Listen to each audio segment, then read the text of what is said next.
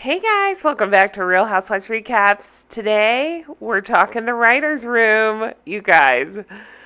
Oh, get ready to bang your head against the wall with this one. We are going to be listening to Bewitched, Bothered, and Bewildered.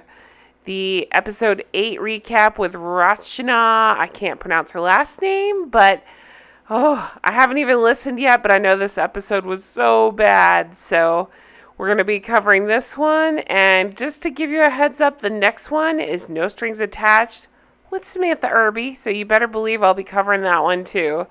Let's get into this and see what pile of poop they're shoveling at us today. But if this is your first episode for some reason, you stumbled upon this and you're like, what is this? It doesn't matter which episode you pick up with. It's the writer's room from And Just Like That, and it's just incredible to hear them blow smoke up each other's rears the whole time. It really is fascinating. But first, check out my merch, link below. I got Midnight Toast, Justice for Steve. It's a load of pants. Or find me on Patreon. It's patreon.com/Real Housewives Recaps. Hi, everyone. This is And Just Like That, The Writer's Room, the official companion podcast from HBO Max. I'm Michael Patrick King, executive producer, writer. Okay, I've had so many funny comments. I think I mentioned in the last episode that when he talks, I have a visceral reaction to it. I really do. I'm Michael Patrick King. I take myself so seriously, blah, blah, blah. P.S. If you want to hear a funny impression of Michael Patrick King, you should find any of the pitch meeting videos I posted where my husband does the voice. Oh my gosh. I don't know when this is going up, but I have another one coming out with Jay, and he makes him sound like Wreck-It Ralph, but that's neither here nor there. So Michael Patrick King sucks. You'll hate him. Writer and director of And Just Like That, and I'm joined by executive producer and writer Elisa Zaritsky. Hello, everyone. And executive producer and writer Julie Rottenberg. Hi, guys. And, of course, joining us today from her closet in beautiful Burbank, Rachna Fruchtbaum. Hey, Rachna. Hi, guys. How are you? Morning. Honey. Morning. Or afternoon if you're listening to this, or late in the morning. Yeah, or whatever time. Good night. Time. Well, today's episode is episode 108. And if you haven't watched episodes 101, 102, 103, 104, 105, 106, 107, please stop listening See, I told you everything he does is annoying. right And now. 108. And 108, yeah. This is the announcement that says, please don't spoil your own experience. Go and watch those other shows and then He's saying, please don't spoil your own experience. That's what we're here to do for you. come back and talk to us about this. Episode 108 is entitled Bewitched, Bothered, and Bewildered. And I have to say, I think that might be the audience's reactions after episodes 1 through 7. That's A lot of so people are great. bewitched. They're Bothered. in. Yes. They're A definitely lot of people are bothered. bothered from fingering. Yes. Ew. He loves to talk about this stuff. If you're just joining, he loves to talk about fingering. He loves to say the word thrust, Captain Thrust. And he loves to talk about Brady's, well, you know what. Ew. Oh, yeah. Yes. And people are bewildered, like, how did we get here? It's very exciting That's a to good be point. at this point of the show because you're now seeing a lot of the map of what we took you in the car from episode 1, and now we're past the halfway point for episode 108 and 2 from the finish. So you really get to see the idea of what we're doing. And this episode was written by Rachna. They're implying that they've told a complete story with this. Believe me, they haven't. And again, I don't know what day this video is going up, but I'm working on a video about all the loose ends they've left. P.S. Leave me a comment below. I'm working on all the loose ends they've left, and I'm sure I'm going to miss some. So write down the storyline that bothers you the most, that they planted the seed for and never circled back to. Me personally, I'm still trying to decide, but that apartment thing was so stupid. She bought a multi-million-dollar apartment, never circled back to it. So leave me your comment. Let me know what loose end really bothers you so I can get that video together. And I want to say that there is something in this episode that would only exist on the planet Earth if Rachna Fruchtbaum existed on the planet Earth. And that is Carrie's sneaking cigarette smoking ritual. Talk about it, Rachna. Okay, so I hope my mom and children aren't listening, but I have a terrible habit. It's not very common. It only happens like when I'm not home, but sometimes when I'm stressed, I'll have a cigarette, and it's very similar to Carrie, where it's like I'm always trying not to do it. And What? The only time I remember Carrie quitting was with Aiden, and even that she was lying about, so I don't think she actually quit. I know she kind of referenced it when she smoked with Seema, but she smoked with Seema, so she's clearly still doing it. So again, what? And it's sort of shameful, but also I love it. And so I have this getup that's pretty nuts when I do it, which is a rubber kitchen glove. My hair's like in a hoodie and usually sunglasses, and I look crazy. And there's Oh my God. I did not even catch if that's what they're talking about when Carrie wore the whole, what is that? Where you wrap your hair and you wear the sunglasses and she's wearing the kitchen gloves. Oh my God. This is a real thing. This is ridiculous. a picture of me that someone shot on the Fox lot when I was working on the Fox lot. So you would escape the writing room. Yeah. Where you were a non-smoker. Yes. And then just bolt out Yeah. into your alter ego, rubber glove hoodie lady. Yeah, and it's like both incognito and also to me like smoke doesn't get anywhere. So this is ridiculous. Even if she does do these things, which I find very bizarre, do we need to see Carrie doing them? Doesn't make your hands smell, like your fingers aren't gross, your hair isn't gross. It's also very practical. And the sunglasses. And the sunglasses are just to, incognito, yeah, not to be incognito. seen. Correct. Yes. Except when you see the picture of it, as when you see Carrie in this episode, you're like, there's nothing less incognito than this look. It's insane. This is the part of the episode where I remind everybody that Carrie has zero storyline save for the death of her husband. And so this is what they have her doing. What's interesting is this isn't a perfect example of how something very idiosyncratic to one of us becomes a massive storyline. And from the Ding, ding, ding, right there. See? Michael Patrick Dickhead thinks this is a massive storyline. minute we found out that Rachna has a secret life where she smokes a cigarette, we decided that there was no other way.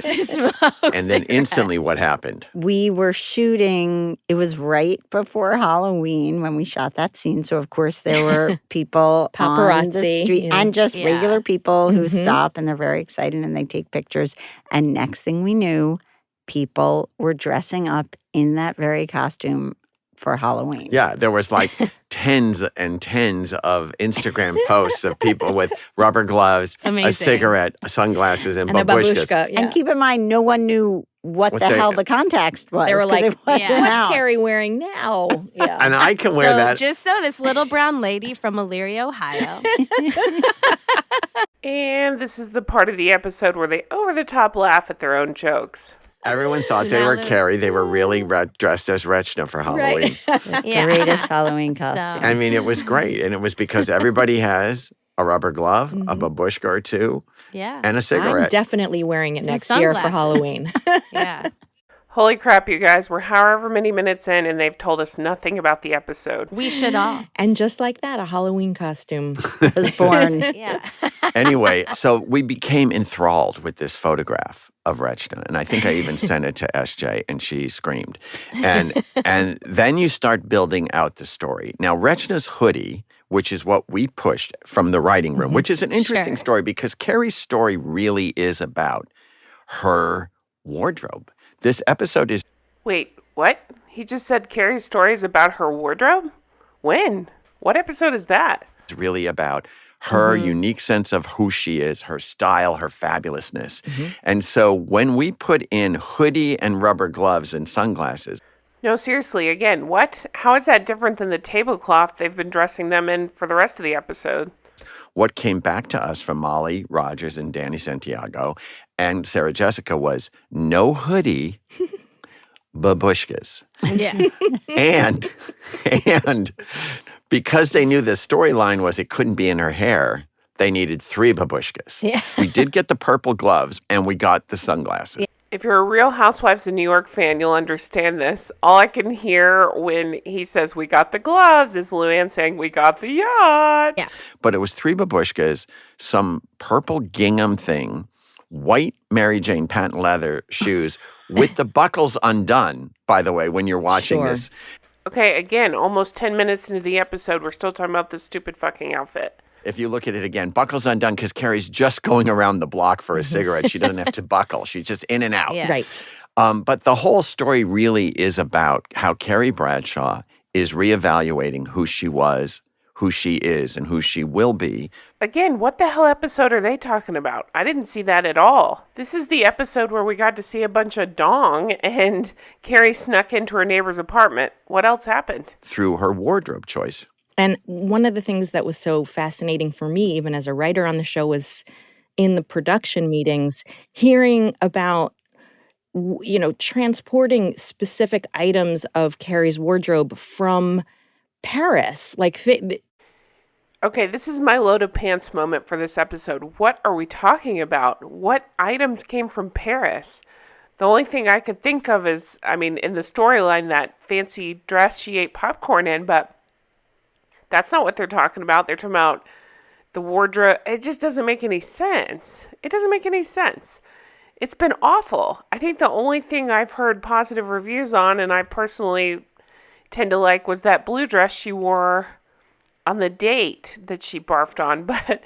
But if you listen to yesterday's episode, I believe it went up yesterday, Molly Rogers only picked that dress because she could get like 6 of them. So they knew that they could get barf on it and put her in a fresh one afterwards. It just doesn't make any sense. Carrie's actual, wardrobe was like scattered all over the world in different storage units and had to be shipped from different places. Well, Sarah Jessica had archived pretty much everything Carrie wore except for the Versace couture gown, which is sort of the biggest Easter egg of all. Mm-hmm.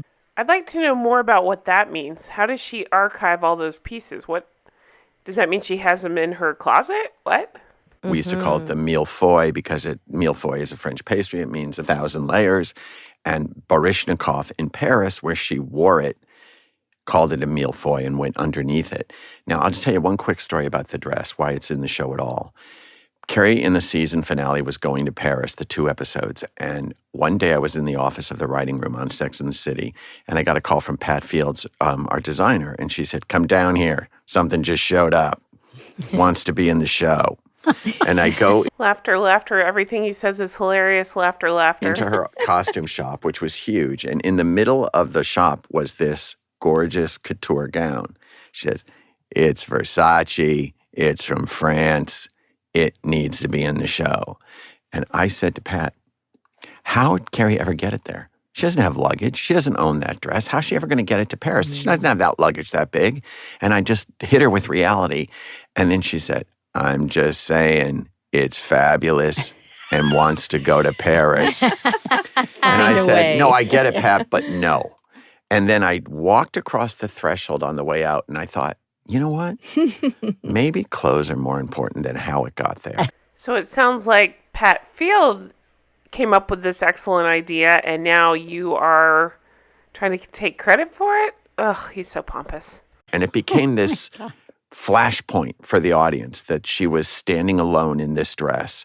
So when it became, what outfit are we going to bring back? It was that decadent outfit, and we had to send to Versace, where it had also been on tour, this outfit, after the series had been in, it has a in very collections big life. and in Yeah, museums. it has a bigger life than I have. I remember at that production meeting you're thinking of, Lisa, I think Molly said it's in storage in Milan, which is closed. It was the summer. Yes. She was like, nobody's there.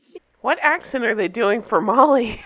Everyone's gone. I'm doing my best, Molly. You're doing a good, Molly. It's Yeah, pretty because of the good. COVID, everything was closed down, and they Right. busted in and got it somehow, It's like amazing. something from Raiders of the Lost Ark. They got the Ark of the Covenant out of the storage unit in Milan. The Versace had moved it from Paris to Milan, and it showed up. And then we built an episode around the extravagance of who that person was. You're so brave. Also, it existing in the same episode as the rubber glove to me. It's just like such a journey.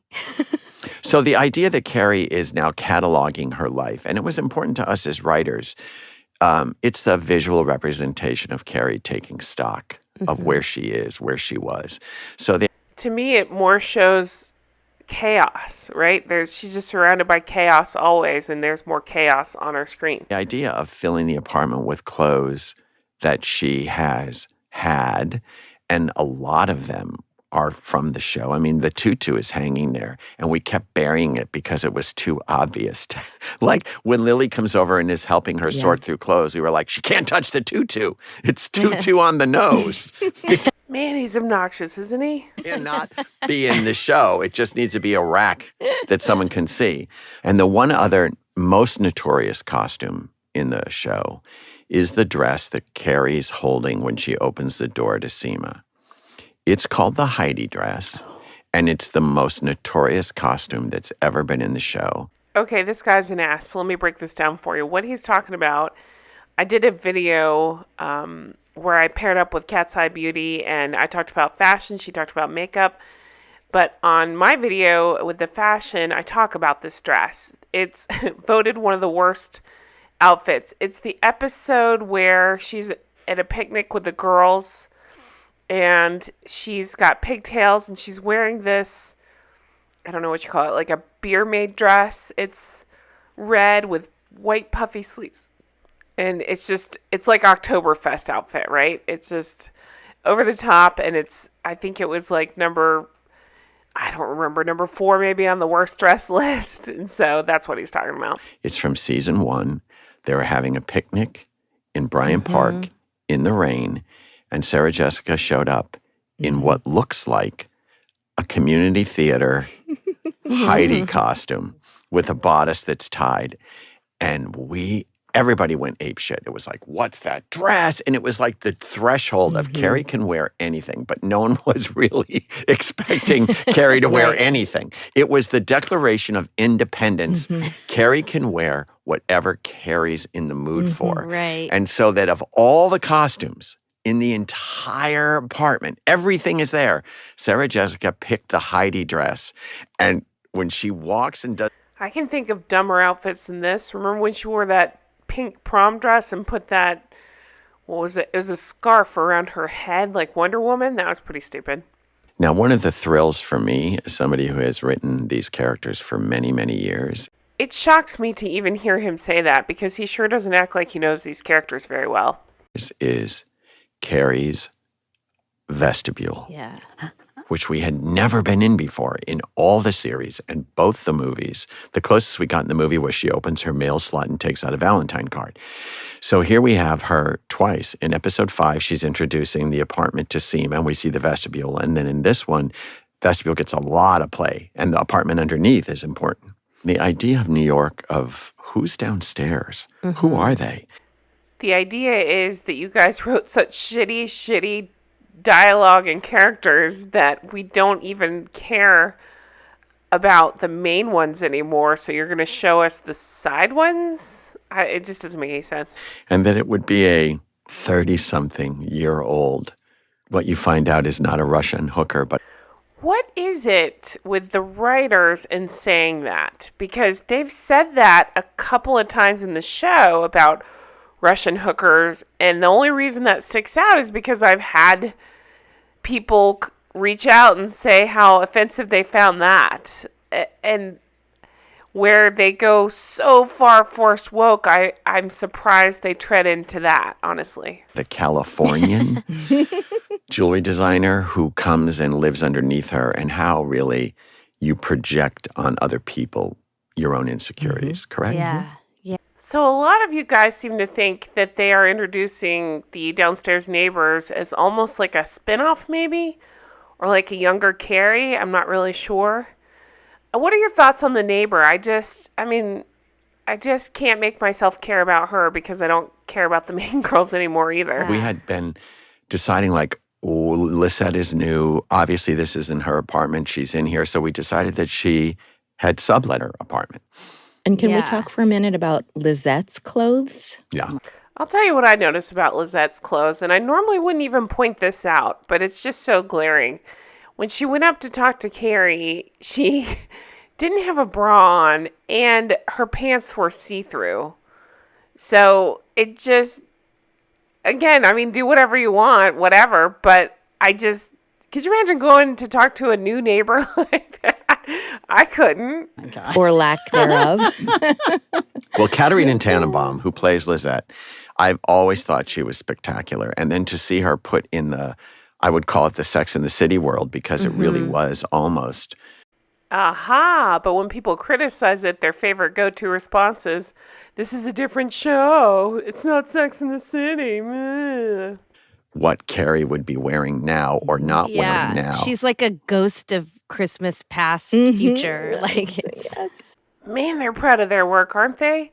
Again, how many minutes into this are we? And they said nothing, which pretty much, it sums up how I feel about the writing of this entire series. When Lisette comes up to apologize and Carrie doesn't know she has a green mask on her face, she forgot. Yeah, when we were initially breaking the episode and we pulled it through this whole idea that Carrie feels like a witch. So if you look closely, there are little witchy touches like the face mask, which... What? Carrie feels like a witch? What are we talking about? What are they talking about? What? Which is also one of my favorite moments because Sarah Jessica plays it completely oblivious. Like, she seems so lovely. And I remember sitting with her in between takes and we were having a really long conversation about, motherhood. And we were having this long, deep conversation and she's wearing this mask and you just forgot. I mean, I forgot that she seemed to forget. I forgot. Well, also the way in that we started talking about this episode that I connected to so much was this idea when you become the person who's like, shut the fuck up to your neighbors. I need to go to sleep. I'm not partying on the stairs anymore. And then seeing that in yourself and hating being that person. Embarrassing. Cringy. Yeah. I feel like we were all sharing stories. Like I remember I was like pregnant with my second kid and there were these girls being loud in their car and I went down and like. So this is also the part of the episode where I say nobody in the room thought, this is really stupid. What are we doing? What are these storylines? Nobody was saying, hey, what, no? Knocked on the window and I was like, hey, smoke pot somewhere else. Like a crazy person. And I feel like when we were talking about like how far we can do the witch thing, I feel like there was a conversation where it was like, would it be crazy if she's wearing one of those green masks? Because those masks are often green. And then we were like, maybe not. Maybe if we just hint at it and have these pop to it, it's not like, Okay, I'm going to have to brush back off load of pants here because this is a complete load of pants. What are we talking about with this witch thing? Can we just focus on writing decent storylines so we don't have to have these stupid-ass side stories that make no sense? Yeah, and the witch is introduced because she calls... The other fun thing about this, friends, old friends, new friends who are... Oh my God, you guys, I just had a brainstorm. Is it so they could sell those damn brownies? Is that why they did everything in witch theme? Fuck off. Suddenly more present in your life. She calls Jackie. She calls Jackie at home. And all of a sudden, because she makes a late night call, because he's the type of person who would be up, you fall into this wonderland of his... Okay, they're talking about Bobby Lee, and did anybody else know his name was Jackie? Is this the first time we're hearing it? I mean, so stupid. His real life, that he has a girlfriend named Smoke. Yeah. He's cool and funny, and he tells her how to get through life, but he says, don't yell out the window, because that happened once in a building we lived in, and she became the Wicked Witch of the West Side. So that was the introduction, because Carrie, of course, says, I have no idea. No Is this all a plug for Hocus Pocus 2? plans of yelling out the window. And then yells out the window, and they say the wounding thing of all. Sorry, Ma'am. Oh my gosh, this is what the writers think is so funny. Okay, first of all, I said it before, I said it again. I'm from the South. It's actually a term of respect, not a put down. You would say it to a 20-year-old. It's just something you say, thank you, ma'am, or whatever. Here you go, ma'am. Like, it's just something that you say. They're being ridiculous about it. And even take that out of it. I understand that it's maybe not all over the place that people say that. I would just say, haven't we seen this before 100 million times? Is this where this is where they're going for humor. And where's the humor? Everyone remembers their first ma'am. Oh, gosh. It's very painful. I remember my first ma'am, too. It was very... He seriously cannot stand it if they are not circling back to him. And also that laughter, that over-the-top laughter that you have to do when your boss says something that's not funny, but you have to pretend like it's funny. That's what's going on here.